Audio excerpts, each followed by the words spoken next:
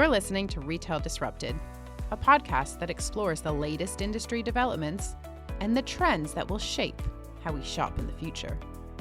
I'm your host, Natalie Berg.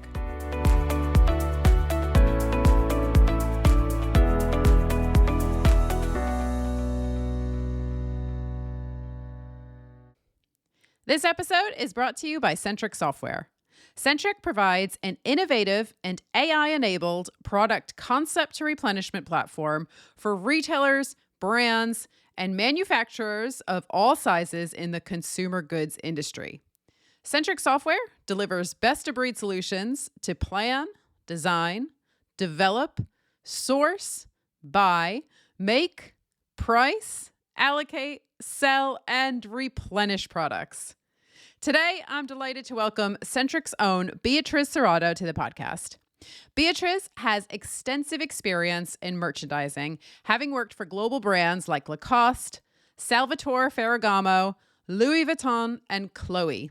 Her career spans Brazil, France, and Italy, so she has a really unique international perspective on retail, which she is going to share with us today.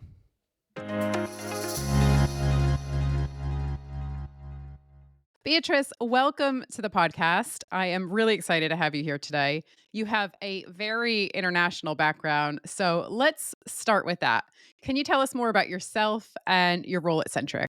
Yes. Hi, Natalie. I'm so happy also to be here speaking with you. It's a big pleasure to talk about an industry that I'm so passionate about. So passionate that back in 2010, I decided to leave my career as a future lawyer in Brazil and surrender to the wonders of retail. And now it's been 15 years in this ever moving, dynamic industry. So I first started my career in fashion in my home country in Brazil. I'm Brazilian. I'm from Rio, sunny Rio. And I've been working in fashion companies in very different profiles of brands, also lifestyle brands, fashion and accessories, sporting goods, but mostly in luxury and premium positioning. I came to Europe in 2015. Currently, I'm based in France, in Paris. I came for an MBA in International Luxury Brand Management at ESSEC.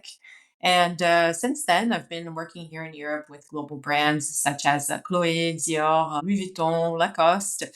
And also had the privilege to spend 2 years in Italy working for a beautiful brand, Salvatore Ferragamo. About a year ago, I decided to change sides. I decided to join Centric Software. Today, I have the role of a pre-sales consultant. And why I did this? Well, it's because I'm super passionate about change, about technology. And I really took upon my mission to build this bridge between the current state of the retail industry today and to really be able to bring them to the next step to facilitate the modernization and the digitalization process of this industry. And that's not all. 5 months ago, I took on my most important ever role as a mom to a very smiley, very cute baby boy. So that's me. Congratulations.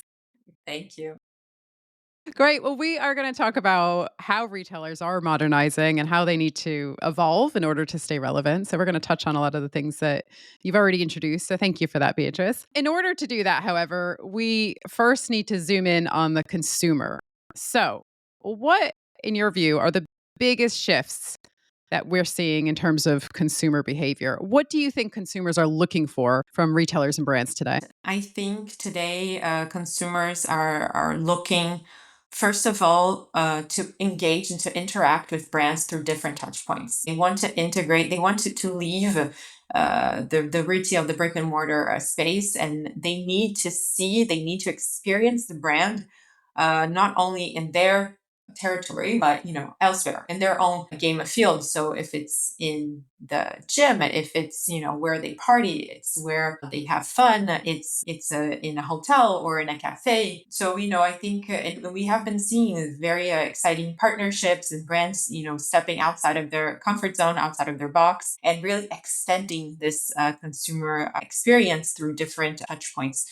So not even talking about digital, but I think it's all about the emotion, that emotion that you're able to bring to your consumer, not only in house when he's already inside your point of sale, but when you go and meet him outside of that, and meet and really build this engagement through different touch points. The other thing is when we talk about product, they're looking for value today because inflation has gone up, purchasing power has gone down.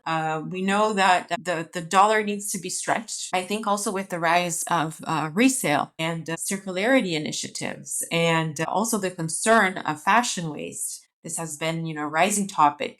Climate crisis being also in the order of the day. Consumers are buying less and less. They're looking for better products, and of course, this needs to come with the label of brands that they identify themselves with and that they aspire to. So this, for me, I think it has become very clear, and brands that are not being able to transform themselves and to keep up with where the consumers are just really losing the game. Yeah, and I think you've just really nicely illustrated just how much change retailers are grappling with because your point about the path to purchase no longer being linear. I mean, retail really is everywhere today. So you're absolutely right. I think retailers have to really make sure that they are where their customers are and have that presence. And it's not just about online or in stores. It is everywhere. But also, as you say, value and circularity. And we're going to talk about some of those things in a little bit more detail. But just briefly, let's stick with the doom and gloom for now before we move on to some of the positives. What outside of keeping up with the consumer, what are some of the other challenges facing retailers today? It's really about working in silos, working with old methods, time consuming activities. This is really, I think, common to all. But for me, where it really hurts their skin right now, today, it's regarding supply chain. It's regarding not having the right agility, of being very costly. So, what worked, let's say, about 2 years ago or maybe 5 years ago, it's not working today.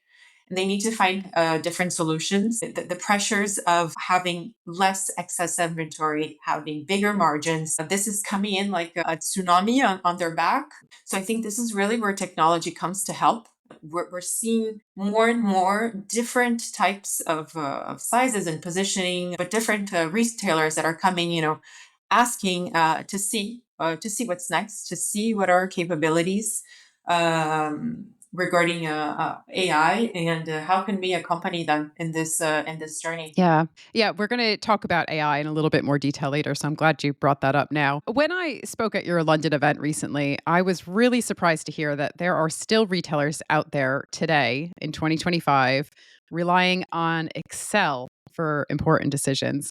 And some are actually just relying on intuition. In fact, one high street fashion retailer I spoke to recently said that up until the pandemic, they were using index cards. So, Beatrice, tell us all the reasons why this is not a good approach and what should retailers be doing instead? Yeah, it's crazy, right? It's crazy, as you said. In 2025, we still hear this. We still have to re-educate, and it's so hard when we also come up to these brands and say, look, to build the right level of confidence as well. To change, to embrace technology, because it's really a shift in mindset. Because there's still, I think, that human factor of saying, I know my business, the machine will take over, right? Actually, it's for us to understand that technology is here to help us do more, do better, do faster, do it at a more precise level. And yes, it is astonishing. It is astonishing that big companies are making decisions on PowerPoints and Excel spreadsheets. And for me, it's really being blind, and making and trying to to pilot a Boeing, because in order for you to be able to drive your business, you need to have data. You need to have data at the right aggregated level. You need to have confidence in the numbers that you're looking at, and relying on gut feeling. I think it's great that people know their business, but imagine if they ate something that didn't fall very well, or they just had a bad day, or they went on vacation. Sometimes these processes just stop because people go on vacation. And the fact that somebody set up this amazing forecast tool in Excel, if that person left the company, who will be able to take on that amazing Excel full of full of formulas and full of calculations. So it can be fine as a short term, as a band-aid, but if you think long term, it is impossible for a brand to reach the right stage of development and to gain actual traction. Now, when we think about digital transformation, there's both the front end and the back end, of course, and they have to evolve together. So, if we break this down and firstly look at the front end, so consumer interaction, brand positioning, that sort of thing, what do you think retailers need to be doing in order to stay relevant today? I've had a lot of experience in the shop floor, and I think it's very precious when you're able to collect information that's coming from a client that's making a purchase or a client that's not making a purchase, and why.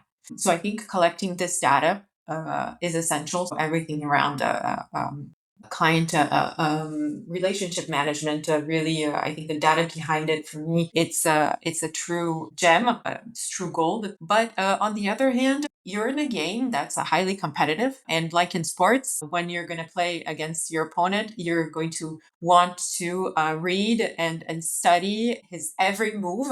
And the same thing it is with retail. You need to understand where you are, what you're offering, where is your price positioning, where is your assortment at. And today, in the Centric Software's portfolio, we have Centric Market Intelligence. And this solution is a true partner for a retailer in order to build competitive advantage. And why is that? It's because it's a platform that gathers real-time data online, and it's able to sort, to consolidate, and to analyze this data through different angles, and is able to bring smart data to be able to support data-driven decisions regarding assortment, price, promotion, and trends. I'd like to get your thoughts on the back end now. So, how can retailers achieve those back end efficiencies, supply chain, production, replenishment? And even though this doesn't touch the consumer directly, how important is it when it comes to delivering that seamless experience that customers are expecting today?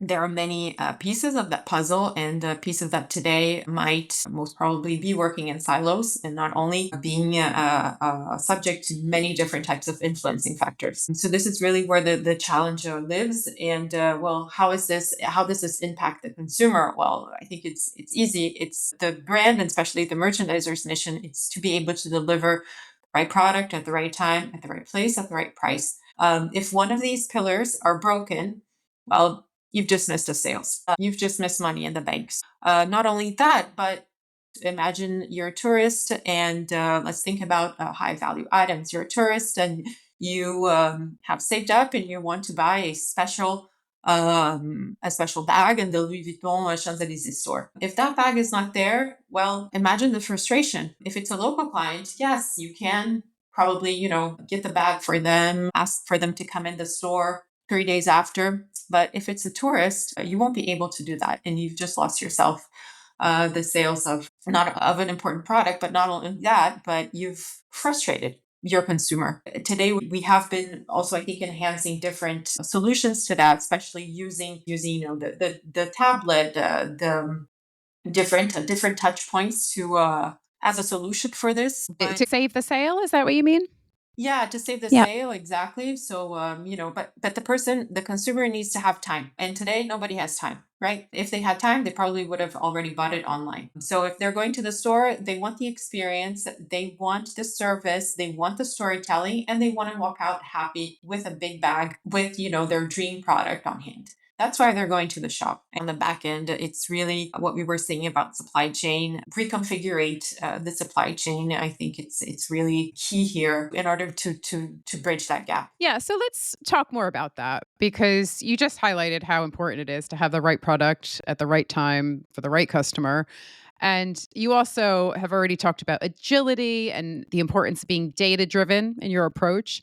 And from my perspective, these aren't just nice to haves anymore. This is essential stuff. These are prerequisites. And especially when you consider some of the new disruptors that we've seen emerge on the fashion scene, retailers like Shein, for example, who are really pioneering the concept of real time retail. And just to share a little bit for our listeners who may not be so familiar with how they had their kind of on demand production, what they'll do is they'll release a batch of around 150 to 200 items, see how it does, and then either ramp up production or dial it down. So there's less waste, which has both financial and environmental benefits, and it's more relevant for the customer. Win win, right?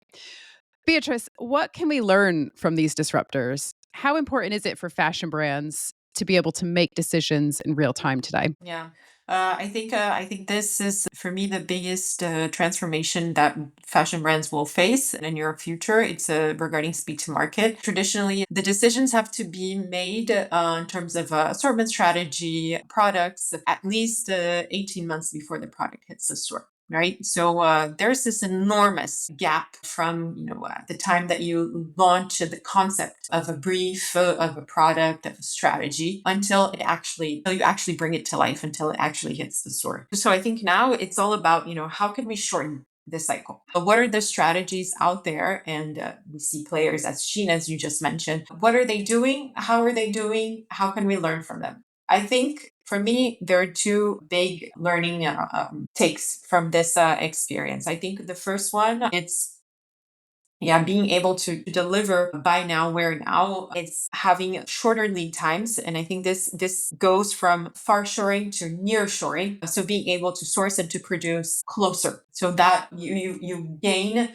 in 3 times, 5 times faster lead time, giving you some time for you to be able to spot the trend quicker. And make that product come to life faster. However, this process is only enabled if I would say that the brand is working in a true end-to-end mode in one digitalized platform. And I think this is essential. Centric is the only one in the market today that is capable of truly presenting this end-to-end suite of solutions that accompanies today retailers, from understanding the trends, spotting the trends, seeing these white spaces, looking at these newcomers, understanding what they're doing right, capture that essence, translate this into products, and then using AI to be able to um, develop product. And not only that, but bring agility and bring modernization to the whole planning process, pricing process, allocation and replenishment, until the end of the life cycle, until price and markdown optimization, and rebalancing of the inventory. It's not only a change in culture, but I think it's also what we're talking about. The supply. I think nearshoring is definitely a way to go. And yeah, 18 months for to make a decision on what's next, is it's already outdated. The product, when it hits the DC, it's already outdated. The trend has passed. The price is not relevant anymore. Or the color card that you chose, it's already the next thing. So things are moving in a much faster pace than they were before. The consumer shifts, it's like they took a Red Bull. It's changing all the time. Yeah, I I mean, mean, you can't keep up.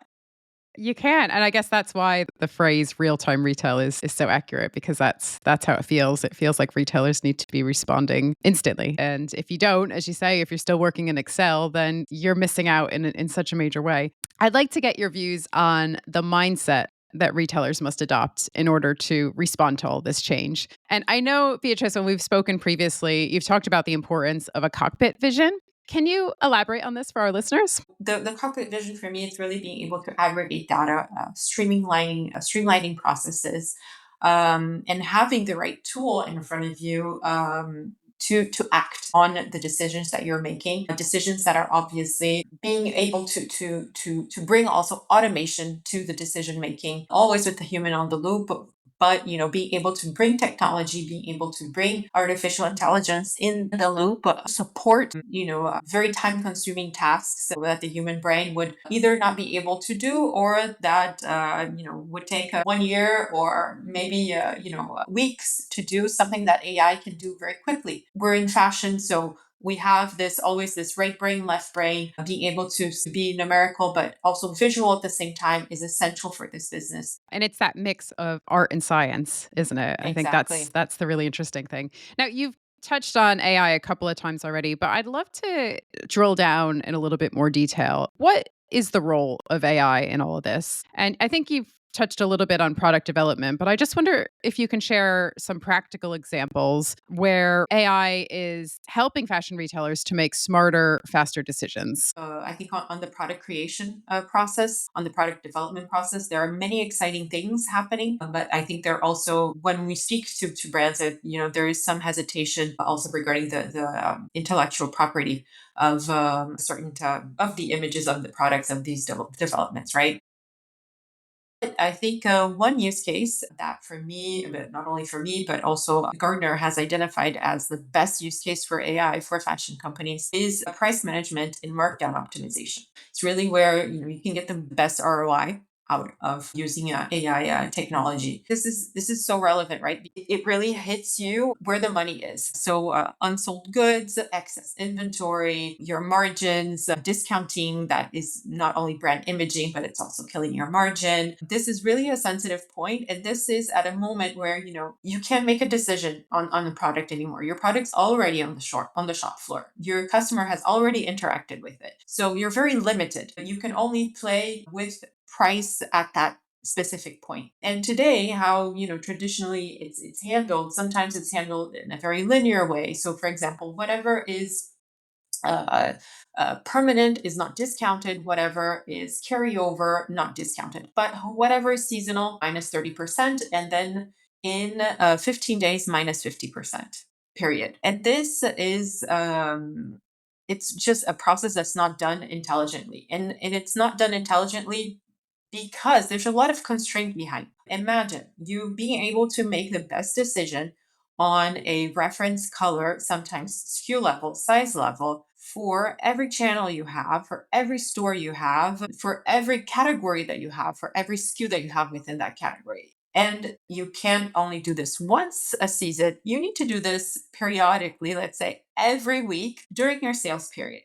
Honestly, I get tired just thinking of it. And it's very hard work, and the human just can't go at this level of precision. And I think this is where we have an amazing use case using AI technology. And with centric pricing and inventory management, yeah, we have been able to generate for clients even 10%, 10 times the ROI invested in these sort of solutions, and being able to increase margins by 2% at the end of the season. So, and all this obviously with less excess inventory. Being able to bring that intelligence, what to discount, where, and when, it really will drive profitability. But not only that, there's so many layers to it. It's profitability, it's sustainability, less stock in on hand as well. But most of all, you're I think it's less brand damaging as well, because you're being very assertive on what you're discounting and where and why. So I think that's a great use case. Yeah, and I'm actually hearing from a lot of retailers, they're echoing the same message that AI powered markdowns and promotions are that's the future because Yeah. especially when you consider that we are still in an inflationary environment, retailers are still facing a number of cost headwinds, and you have the likes of Shein and these other ultra fast fashion retailers putting pressure on the bottom line. So even more important to make sure that any price cuts and promotions are very targeted and strategic. So Mhm. really, really interesting stuff. You talked about sustainability, and I just wanted to briefly get your thoughts here. Sustainable fashion, as we all know, isn't just about using organic cotton or recycled plastic. There's so much more to it, and it's really about rethinking the entire sourcing process. Do you think that retailers are doing enough in this space? What do they need to be doing to be truly sustainable? Yeah, I think definitely not doing enough. I think there's still a long path.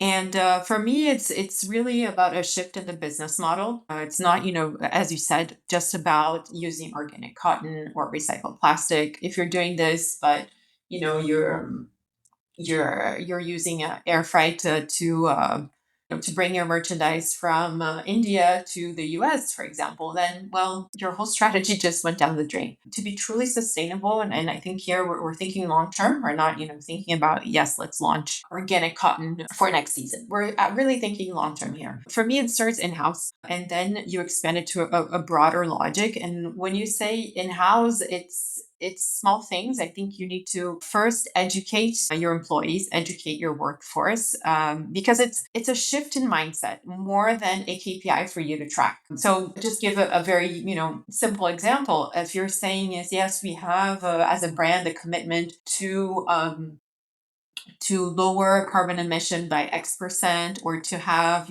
organic sourced materials or whatever. If you're doing, you can do all this, but if you're still not doing, if your employees are still drinking out of plastic cups, then that's just wrong. Beatriz, I have one final question for you. For the retailers that are tuning in today, what advice do you have for them? What's one thing they can do, one immediate action that they can take after this episode? Digital transformation needs to be your CEO's top priority. However, in order for any company to be able to use technology, to use AI, to go through a path of digitalization, I think it all starts with data. If you don't have a good base of historical data in your company, if your products are categorized in different ways every season, if you don't have that granularity of sales transaction per point of sale, per channel, the product classification, the product attribution, if you don't have a consistent history of this, unfortunately, you're not going to be able to evolve. You're not going to be able to embark on this path to modernization. Beatriz, it's been wonderful to have you on the podcast. Thanks so much for coming on. It was such a pleasure, Natalie. Thank you so much.